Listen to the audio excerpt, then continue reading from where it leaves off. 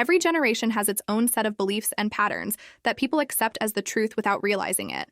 It's like how people in Germany in the 1930s or America in 1776 had their own ideas of what was good and true.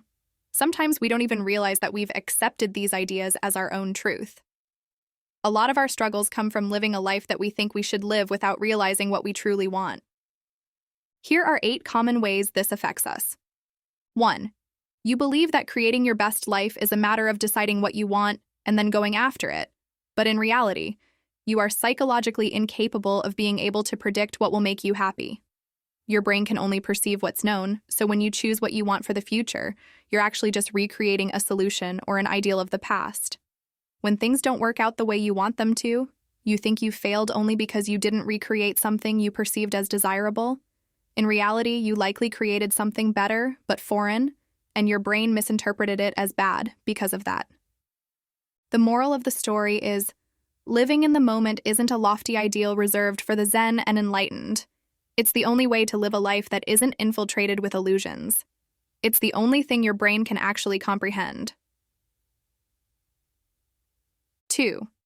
You extrapolate the present moment because you believe that success is somewhere you arrive.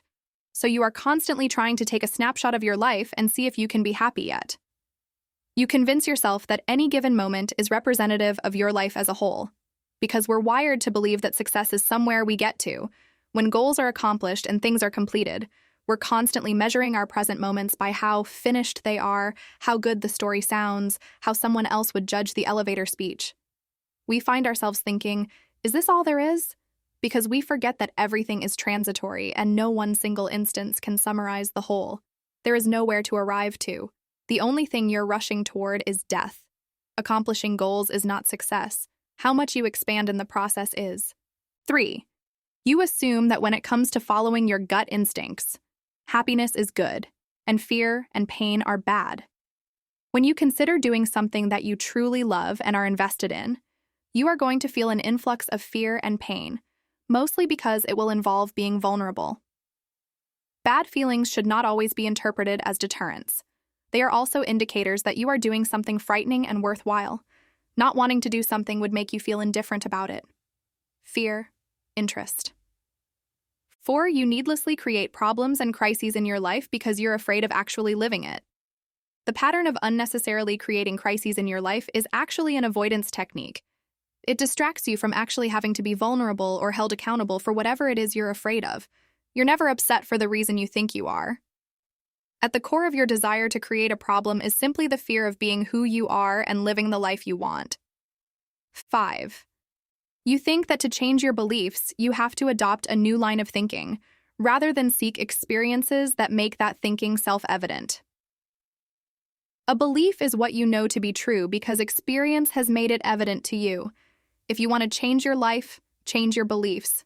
If you want to change your beliefs, go out and have experiences that make them real to you. Not the opposite way around. 6. You think problems are roadblocks to achieving what you want when in reality they are pathways. Marcus Aurelius sums this up well. The impediment to action advances action. What stands in the way becomes the way. Simply, running into a problem forces you to take action to resolve it. That action will inevitably lead you to think differently, behave differently, and choose differently. The problem becomes a catalyst for you to actualize the life you always wanted.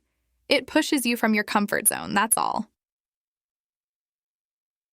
7. You think your past defines you.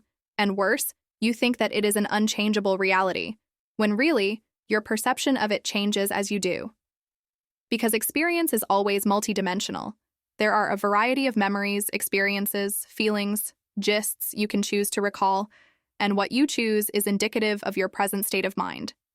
So many people get caught up in allowing the past to define them or haunt them simply because they have not evolved to the place of seeing how the past did not prevent them from achieving the life they want, it facilitated it. This doesn't mean to disregard or gloss over painful or traumatic events, but simply to be able to recall them with acceptance and to be able to place them in the storyline of your personal evolution. 8.